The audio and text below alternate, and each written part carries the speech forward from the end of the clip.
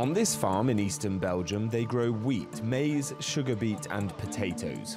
Once a year before sowing the seeds, they spray the fields with a glyphosate product to clear weeds. But Belgium has banned the sale of glyphosate to private users due to concerns it may cause cancer, and farmers are now worried it could be banned for them. There are a lot of private people, they are using in their gardens the glyphosate, but they don't really know how to use it or what they should do about the quantity that is left at the end of their work. As farmers, we all have a license to use pesticides, and we have to follow educations and lessons and demonstrations to stay in order. In the US, farmers can use glyphosate products throughout the year as the genetically modified crops they sow are resistant to the herbicide. But in Europe, genetically modified crops are banned. The farmers in many parts of Belgium, including this one, aren't allowed to plough many of their fields to remove weeds because of erosion.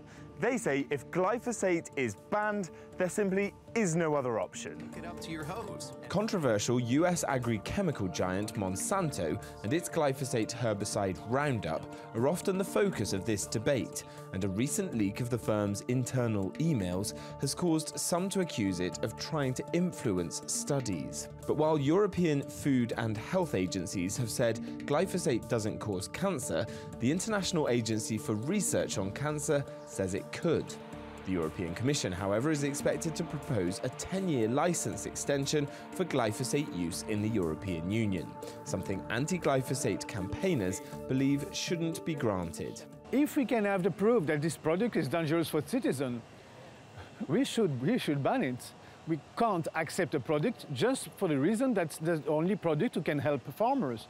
First, we have to think about health of citizens. I think that's the main priority. They're calling for an independent inquiry to provide additional research. In the meantime, farmers like Mathieu say they expect authorities to provide another option if glyphosate is completely banned.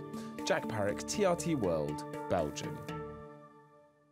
Well, joining us now from Paris is our editor-at-large, Craig Copetas. Craig, Jack mentioned the company in that report, Monsanto, and he also talked about emails revealing certain things about the company. They're under investigation in the United States. What more do we know about that? Well, first of all, there's a long history here of the Environmental Protection Agency doing studies and investigating all sorts of agribusiness chemicals such as DDT, paraquat, Agent Orange 2,4-D.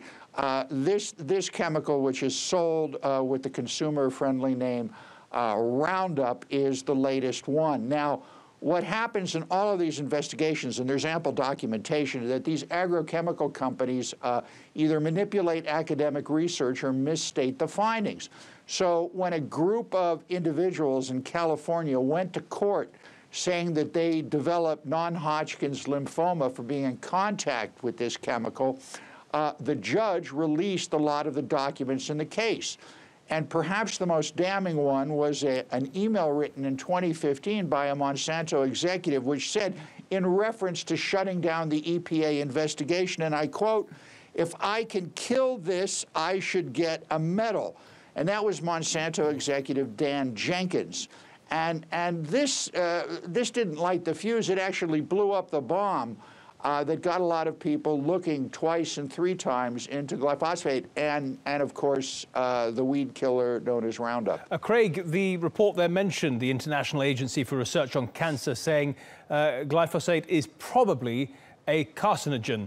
But Monsanto is fighting that and lobbying against that. That's right. It's spending a lot of time and money on the effort. Well, yes, and what these court documents also revealed, as something that goes on in the agro-business, is that Monsanto was, as one of the emails said, we're trying to keep costs down. So what they did is they had their own people write up scientific studies and research, essentially ghost wrote scientific documents and then presented them to scientists to sign, obviously in return for money. And at the same time, they were also, according to the court documents, lobbying EPA officials to quash this review, specifically that Roundup is or could be potentially, probably, however you want to modify it, carcinogenic. Craig, Monsanto genetically modifies things like corn, soybeans and cotton to make it safe to use their weed killer on it, so they're making money from both ends, if you like. Does that sound safe to you? And how long can the European Union hold out against the GM industry?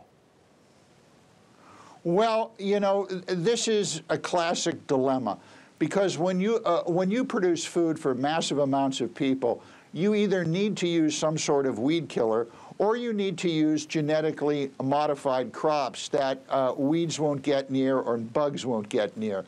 So it's 6 of one and half a dozen of the other.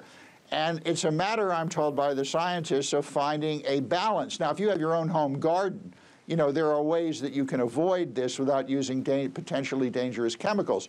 But when you're mass producing acres upon acres or hectares upon hectares of foodstuffs, of crops, you need some sort of control. And what's been happening so far in the EU, the Belgians are saying, well, we don't want this, but the EU is saying, well, yeah, we might give this chemical another 10-year extension to see what happens. Yeah. And at the end of the day, we really don't know what's going on, because there's really been no independent study. Got it. Okay, Craig Copetas in Paris, thank you so much for that.